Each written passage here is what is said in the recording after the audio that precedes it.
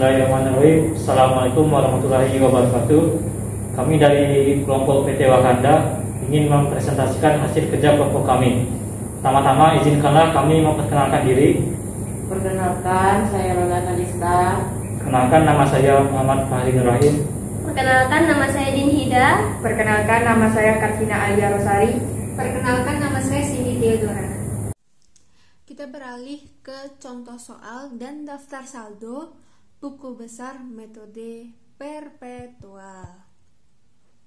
Untuk contoh soal berikut, selama bulan Desember 2013, Waserba 81 mencatat transaksi-transaksi di bawah ini. Perusahaan menggunakan metode perpetual untuk mencatat transaksi terkait barang dagangannya.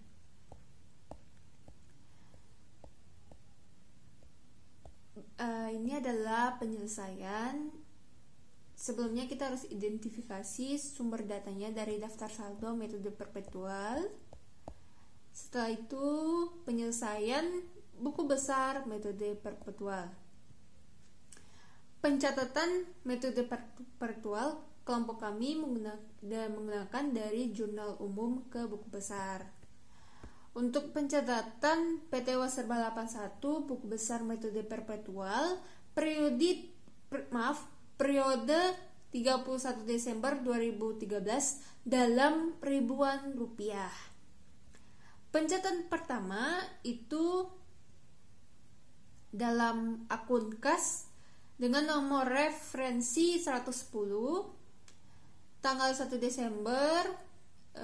Uraiannya itu yang pertama di neraca saldo sebesar kolom debitnya 21.200.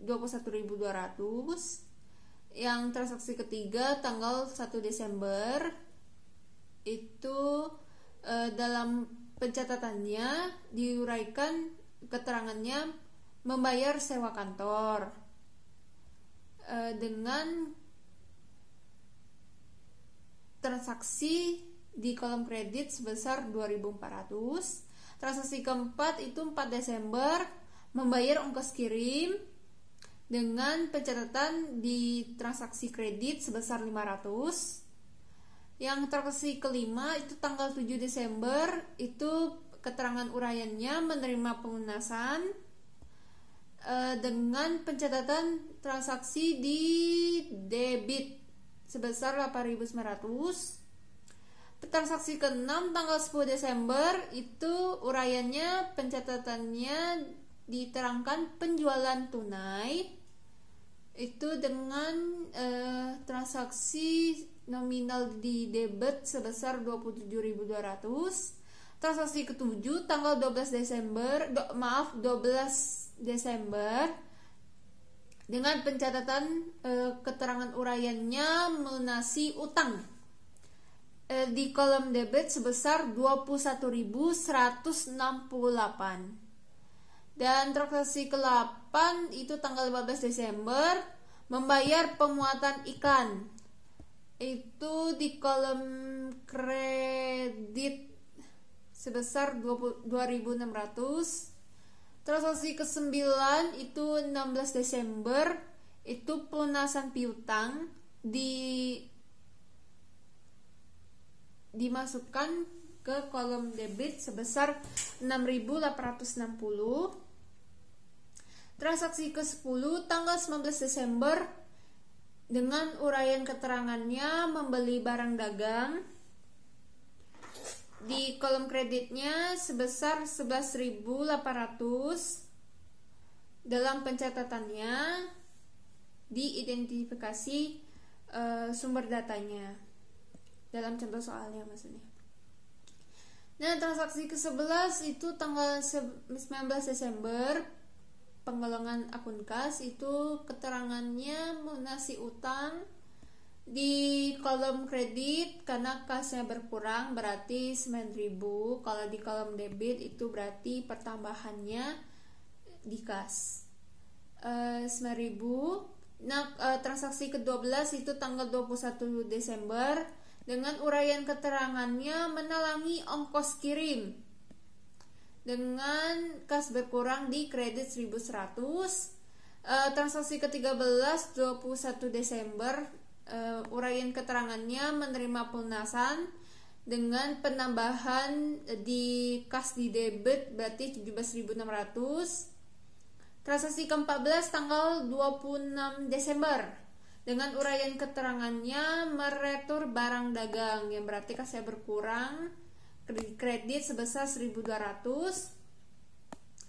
Dan transaksi ke-15 28 Desember uraian keterangannya membayar gaji yang berarti kas berkurang di kredit sebesar 12.400. Transaksi ke-16 29 Desember uraian keterangannya membeli perlengkapan yang berarti kas berkurang di kredit sebesar 800. Transaksi ke-17 tanggal 30 Desember menerima pelunasan yang berarti kas bertambah di debit sebesar 26.840.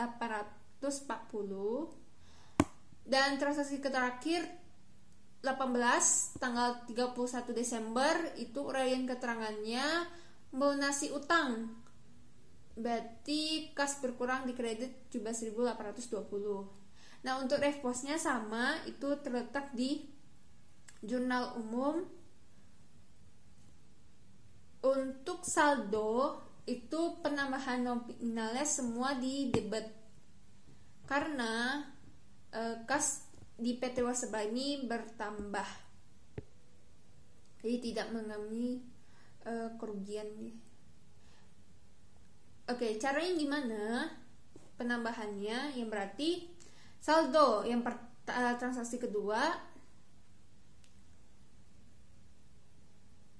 yang maksud saya transaksi pertama itu di debit berarti cantumkan dulu saldonya 21.200. Nah, untuk transaksi kedua itu kreditnya kan dia membayar sewa kantor, berarti kurangi 21.200 dikurangi kredit karena mereka tidak tergolong akun yang sama. Debit kalau misalnya dia berpindah berarti harus berpindah di kredit, berarti debit berpindah ke kredit, berarti kurangi itu 21.200 kurang 2.400 itu hasilnya 18.800. Jadi tambah kurangnya itu kayak zigzag gitu.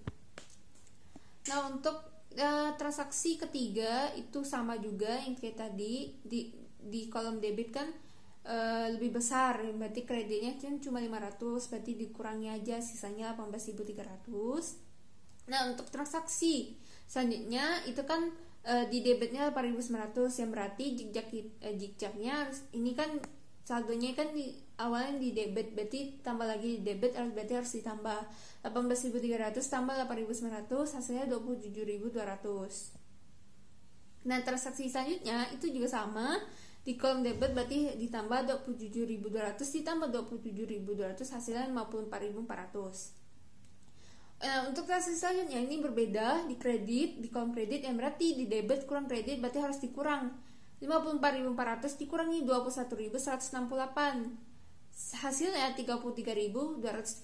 Ini adalah pengurangannya. Transaksi selanjutnya ya sampai selanjutnya ini sama zigzag, polanya zigzag tetap sama. Didapatkannya hasil akhir 27.812. Oke, selanjutnya itu adalah akun piutang dagang.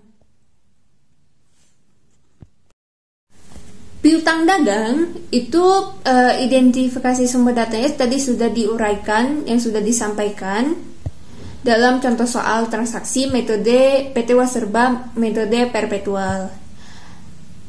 Dan untuk postingan buku besar di piutang dagang tetap sama, itu berada di transaksi tanggal 1 Desember. Itu uraiannya neraca saldo dengan debit 51.300. Transaksi tanggal 6 Desember, uraian keterangannya menjual barang dagang 8.500. Uraian tanggal 7 Desember, uraian keterangannya menerima pelunasan itu di kolom kredit piutang dagang itu berarti berkurang sebesar 8.900. Tanggal 14 Desember meretur barang dagang, uraian keterangannya itu berarti di kredit sebesar 1.500 dalam pencatatan transaksinya. Selanjutnya tanggal 16 Desember, uraian keterangannya pelunasan piutang tanggal 16 berarti kredit sebesar 7.000. Nah, untuk selanjutnya itu tanggal 20 Desember menjual barang dagang uraian keterangannya di kolom debit sebesar 26.000. Dan tanggal 21 Desember itu uraian keterangannya menalangi ongkos kirim, berarti pertambahan di piutang dagang bertambah di debit 1.100. Tanggal 21 Desember yang kedua menerima pelunasan, itu dikurangi piutang dagang dikurang, berarti kredit 15.600. Tanggal 30 Desember yang pertama itu menjual barang dagang, itu piutang dagangnya bertambah, berarti di debit nominalnya sebesar 18.750. Dan yang terakhir dalam postingan transaksinya itu tanggal 30 Desember juga uraian keterangannya menerima pelunasan sebesar di kredit 27.100. Untuk saldonya tetap sama, polanya zigzag. Jadi ketika akun yang sama di debit itu bertambah, sedangkan kalau misalnya dia berbeda, debit kredit. Nah, untuk pencatatan piutang dagang transaksi saldo, berarti kan catatlah di sini di debit 41.300. Nah, untuk tanggal 6 Desember kan di debitnya 8.500, berarti kita harus tambah saldonya, tambah 8.500 karena kan sama di debit. Dan polanya tetap sama zigzag, berarti transaksi ke-7 Desember ditambah 50.000, hasilnya 50.900. Maksudnya 59.800 dikurang 8.900 karena akunnya sudah berbeda dari debit ke kredit, berarti harus dikurang. Nah, untuk selanjutnya juga sama, 1.500 dikurangi hasilnya 49.400, dan 7.000 tanggal 16 Desember juga sama dikurangi hasilnya 42.400. Nah, untuk transaksi tanggal 20 Desember dia kan di debitnya piutang dagang di debit nominalnya di debit 26.000, berarti 42.400 ini ditambah 26.000 karena debit ditambah 68.400. Nah, di transaksi tanggal 21 yang pertama 1.100 berarti ditambah juga di debit karena masih dalam golongan akun debit yang sama. Nah, transaksi 21 Desember kedua itu 17.600 tapi di kredit, berarti harus dikurang. Saldonya 69.500 dikurang 17.600, hasilnya 41.900. Nah, untuk transaksi tadi ada kendala. Nah, untuk transaksi tanggal 30 Desember di kolom debit itu kan 18.750, berarti saldonya dari tadi yang sudah dikurangi 17.600 hasilnya 51.900 ditambah lagi 18.750 hasilnya 70.950. Dan transaksi terakhir dalam PT Waserba dalam pencatatan golongan akun piutang dagang itu dikurangi kredit sebesar 27.100 yang hasil akhirnya mentoknya itu 43.550. Persediaan barang dagang. Pada tanggal 1 Desember, saldo sebesar 200.800 terletak di debit. Kemudian pada tanggal 3 Desember membeli barang dagang yaitu sebesar 21.600 terletak di debit. Kemudian debit bertambah dari 200.800 menjadi 222.400. Kemudian membayar ongkos kirim pembelian pada tanggal 4 Desember sebesar 500 di debit dan debit saldo bertambah sebesar 222.900 di debit. Kemudian pada tanggal 6 Desember menjual barang dagang. Menjual maka sebesar 5.000 terletak di kredit. Maka saldo berkurang menjadi 217.900. Kemudian pada tanggal 10 Desember penjualan tunai. sebesar 16.000 terletak di kredit, maka saldo menjadi 201.900. Kemudian pada tanggal 12 Desember melunasi utang dagang sebesar Rp432 di kredit, maka saldo menjadi 201.468.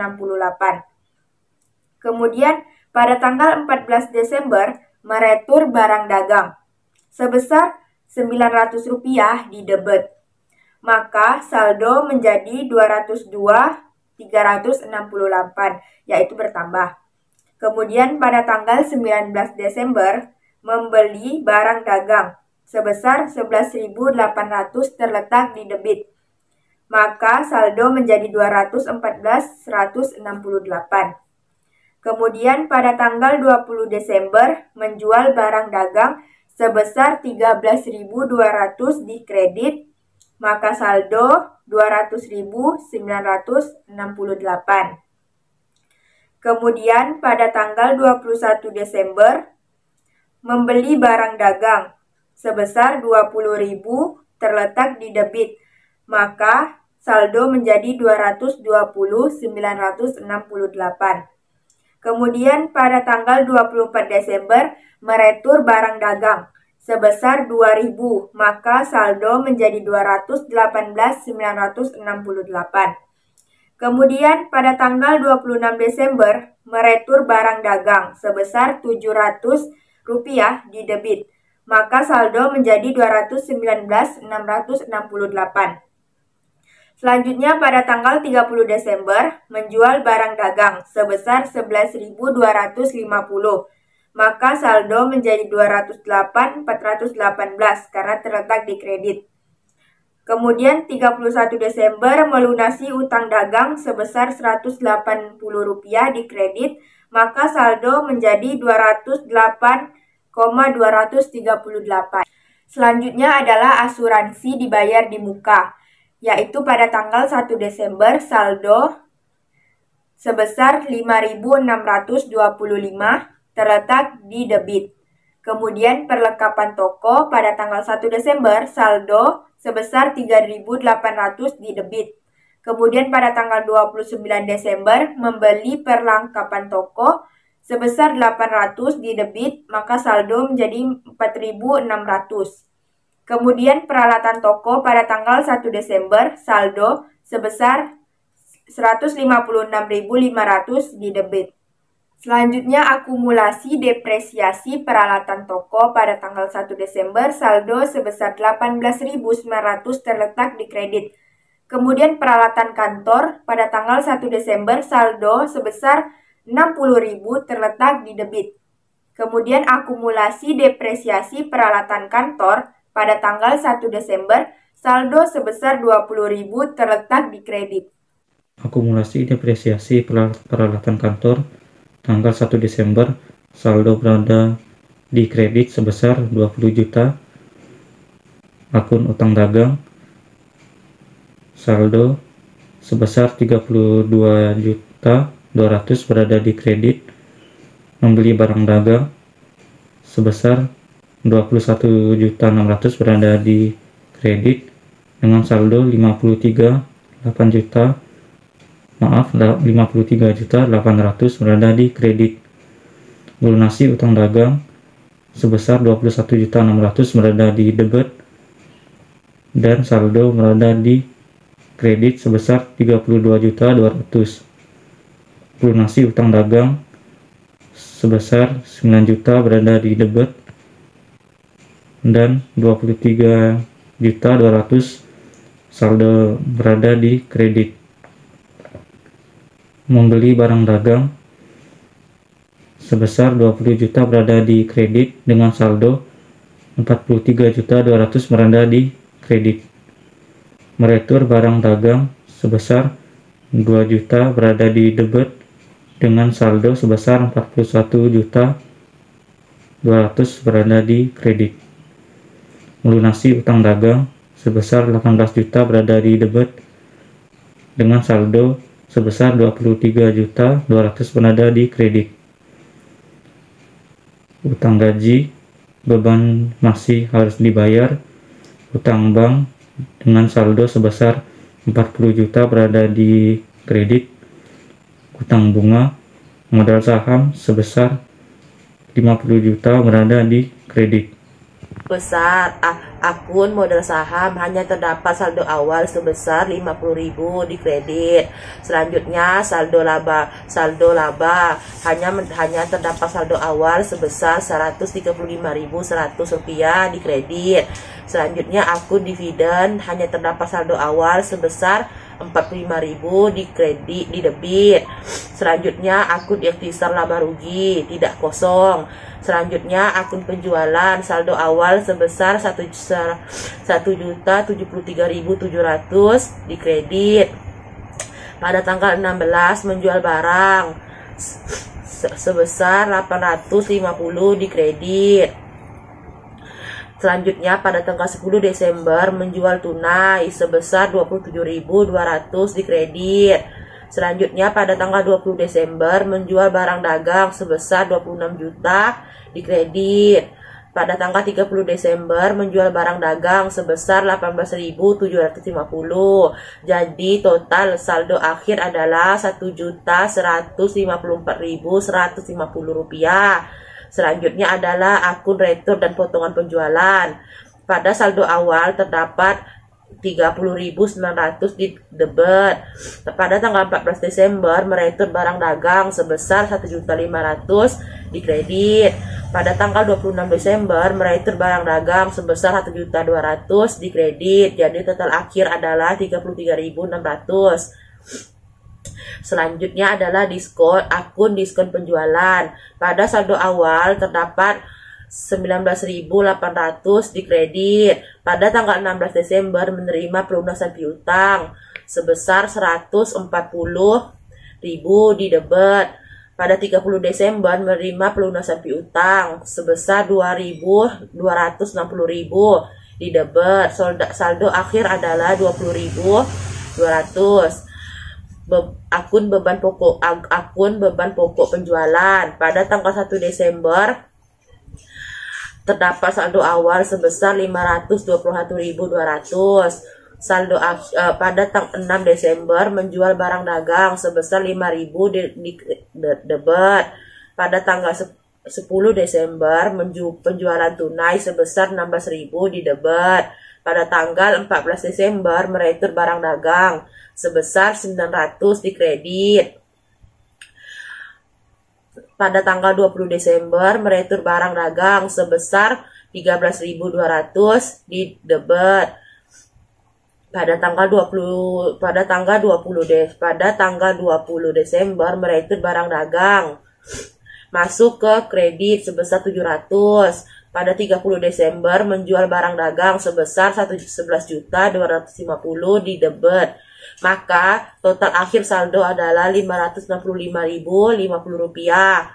Beban gaji penjualan saldo awal sebesar 1.111.600. 28 Desember membayar gaji staf administrasi sebesar 7.600.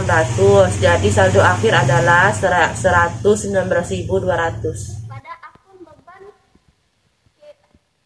Pada akun beban kirim penjualan hanya terdapat saldo awal yaitu sebesar 10.100 berada di debit. Selanjutnya yaitu beban listrik, air, dan telepon toko. Sama seperti beban kirim penjualan hanya terdapat saldo awal sebesar 13.200 debit. Selanjutnya yaitu beban iklan ada terdapat saldo sebesar 27.000 di debit. Membayar pemuatan iklan 2.600 di debit, hasilnya 29.600. Selanjutnya yaitu beban penjualan lainnya. Terdapat saldo awal 4.200 di debit. Selanjutnya beban gaji administrasi. Yaitu akunnya saldo berada di debit 50.600. Selanjutnya membayar gaji administrasi